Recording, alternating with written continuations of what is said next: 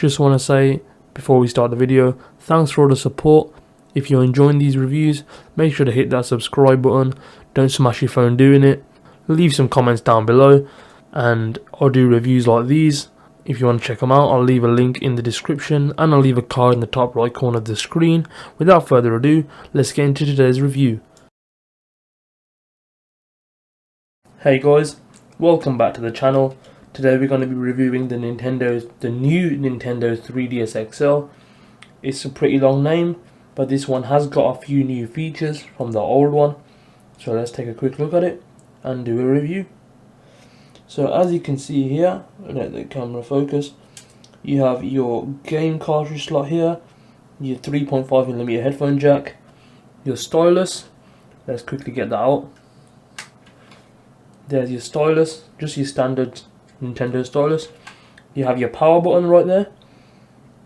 If you can see, there's the power button LED. You have your charging LED there, and you have your Wi-Fi LED here. Moving to the side, you can see the volume slider there. You have your left bumper, your right bumper, and you have your charging port in the middle.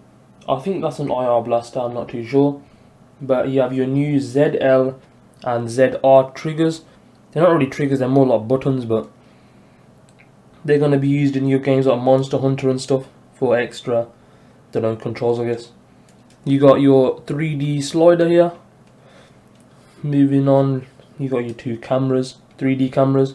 The cameras are kind of rubbish on these, so there's no point really taking photos. So let's move on to the inside. You have obviously your volume slider, your 3D slider. You got your front facing camera and the head tracking, that little black dot right there. Your two little rubber stops so the bottom doesn't get damaged. You have dual stereo speakers on both sides. You have your standard D-pad, your joystick that comes on every 3DS, your A, B, Y and X buttons, start and select button, and the C stick, which is also new on this console. Yeah, this is going to be used also in your games like Monster Hunter. I just realised you can see me. Hello. Anyway, let's turn the console on so we can see what it's all about. Now this is I've got a 128GB SD card in here, and that's why it's gonna take so long to turn on. The smaller the SD card you have, the sooner everything will load, because it's gonna have to go through the whole SD card first. As you can see, it's turned on. But normally it'll turn on a lot faster than the original 3DS anyway, because it's actually got a faster CPU and a faster GPU inside, letting you play games like Monster Hunter, as I said before, and like Xenoblade Chronicles and stuff. Also, it's going to run your normal Mario Kart and your, let's say, Zelda, all the games out here. It's going to run them at higher frame rates. Nothing like really high, but nothing really crazy, but it'll run them a bit better.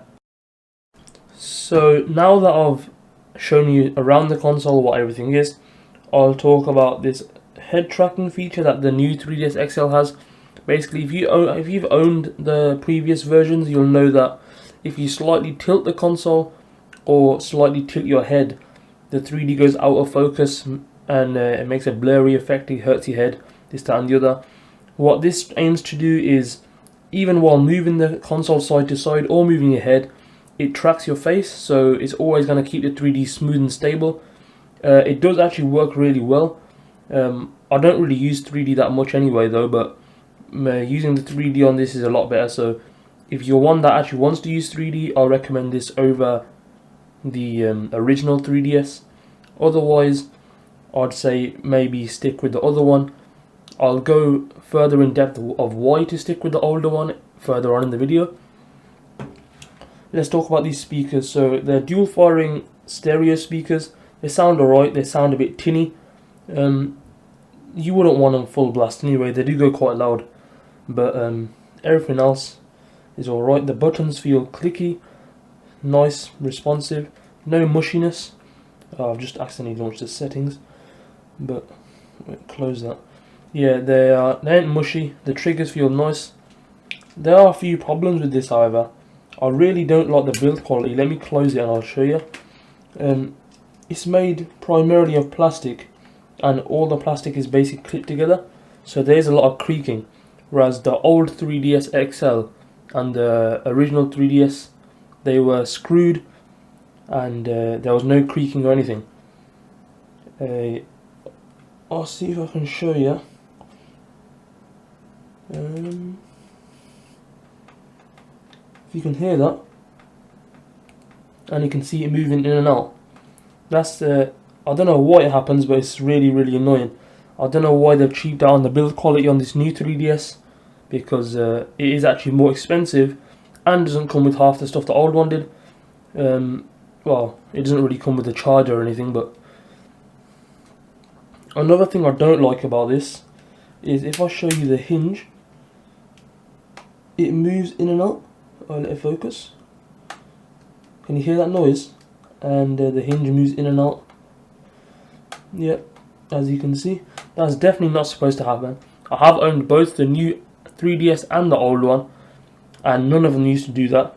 The old 3DS's build quality is much better than this, so if you care more about build quality than you do about the 3D feature, I'd recommend getting the